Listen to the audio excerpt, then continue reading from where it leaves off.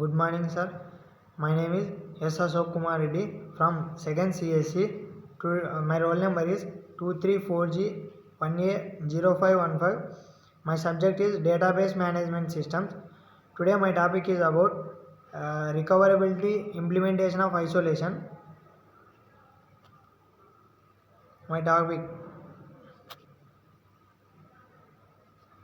Introduction to recoverability. Recoverability is a crucial aspect of database management system to ensure data integrity. It refers to the ability to restore the database to a consistent state after a failure or error. Understanding recoverability helps in designing robust systems that can withstand unexpected disruptions. Database management system. You have to see in the figure the database management system. Applications. Other DBMS users. DBMS, define, record, query, update, management, data. Then DBMS is connected to storage area. They have four different storage areas: relational database, hierarchical database, flat files database, objects database. Importance of recoverability. Recoverability minimizes data loss, ensuring that users can trust the system's reliability. It plays a vital role in maintaining business continuity and operational efficiency. Organizations often face legal and financial repercussions if data cannot be recovered. Thus, recoverability is essential. Recoverability, they are connected to application, creating data, configuration, system, data center, and region. Types of failures. There are several types of failures that can affect database systems, including hardware and software failures. Transaction failures occurs when an individual operation within a transaction cannot be completed. System crashes and power failures can lead to data inconsistency if proper recoverability measures are not in place. Types of failures, there are four types. We have to see in the slide. Transaction failures. Transaction aborts. Average 3% of transactions abort abnormally. System failures. System failures. Failure of process, main memory, power supply. Main memory concepts are lost, but secondary storage contents are safe. Next, media failures. Failures of secondary storage devices such that stored data is lost, head, crash, or control failures. Or the last failure is communication failure. Last are underivable messages, network partitioning. Recover techniques. Common recover techniques include logging, shadow packing, and checkpointing. Logging involves recording changes made to the database, allowing for rollbacks in case of failures. Checkpointing saves the state of the database at regular intervals to facilitate recovery. Database disk blocks. We have to observe in the figure the current page table after updating. Page 3 old, page 4 connected to pages, and then shadow page table not updated. We have to see that they have in the disk blocks we have free blocks.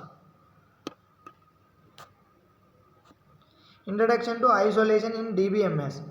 Isolation is one of ACID properties that ensures transactions are executed independently. It prevents concurrent transactions from affecting each other's execution, maintaining data consistency. Implementing isolation is essential for multi-user database environments to avoid conflicts. Acid properties. There are acid. A means atomicity, C means consistency, D means durability, I means isolation. We have four acid properties. Levels of isolation. SQL standard defines 4 levels of isolation: read, uncommitted, read committed, repeatable read, and serializable. Each level offers a different balance between performance and data consistency. High isolation level typically reduce concurrency but increase data integrity and consistency. Isolation, we have to observe in the figure, we have isolation levels are 4 types: read uncommitted, read committed, repeatable read, serializable, duty reads, non repeatable reads, and phamotics.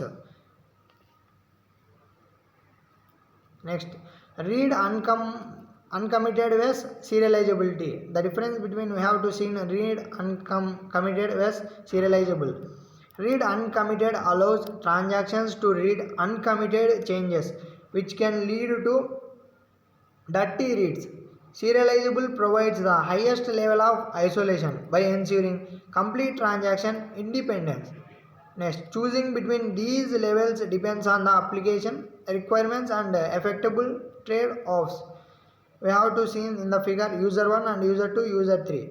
User 1 are selected and then 17 rows are selected, they are committed. Next, user 2, 17 rows selected, commit 17 rows.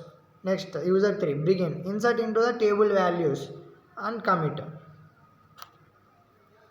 Implementing isolation. Isolation can be implemented using locking mechanisms such as shared and exclusive locks. Optimatic concurrency control is another approach that assumes conflicts are rare and checks for them before committing.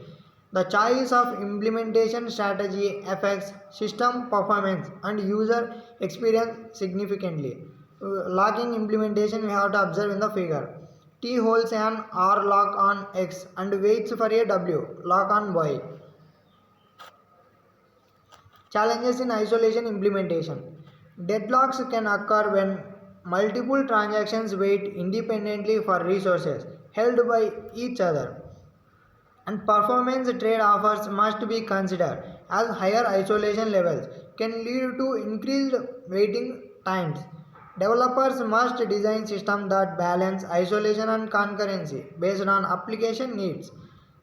Resource 1 process and 1 and process 2 connected to resource 2. We have to observe in the figure deadlock in operating system. Conclusion. Conclusion of my topic is recoverability and isolations are integral to the reliability and integrity of database systems. Understanding these concepts helps in designing database that can effectively handle failures and concurrent transactions. Continuous improvement and adoption of these techniques are necessary to meet evolving data management challenges. This presentation provides a comprehensive overview of recoverability and isolation in database management system, covering fundamental concepts, techniques, and challenges. Thank you, sir, for giving me this opportunity.